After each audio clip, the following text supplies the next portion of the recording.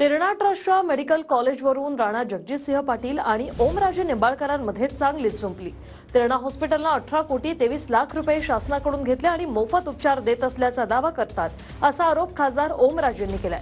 तर ओमराजे निंबाळकर खोटी माहिती देत आहेत असं राणा जगजितसिंह म्हणाले।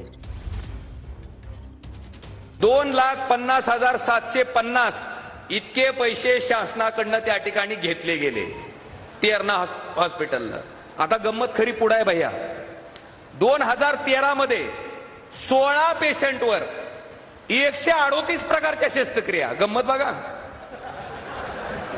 आता तुम्ही वैद्यकीय शिक्षण मंत्री होता, 16 पेशंटचं 138 वेळेस काय खोल फिटिंग केलंय? खरंच ती 16 पेशंट इथं आणून दाखवणं गरजेचं आहे। 9 पेशंटवर 80 प्रकारच्या शस्त्रक्रिया। काय गंमत आहे बघा, तरी राहिला असेल का माणूस जागेवर?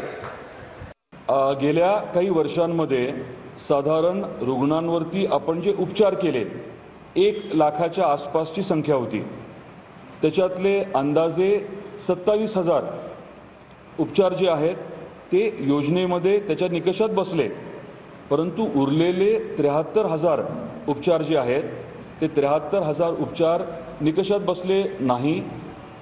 त्याच्यासाठी जो काही खर्च लागतो साधारण 48 कोटी रुपये हे ट्रस्टने स्वतःच्या निधीमधून खर्च केले। रुग्ण सेवा ही सेवा आहे, पैशामध्ये मोजण्याचा खरं तर हा विषय नाही, परंतु दुर्दैवाने विरोधक जे आहेत त्याचं राजकारण करतायत।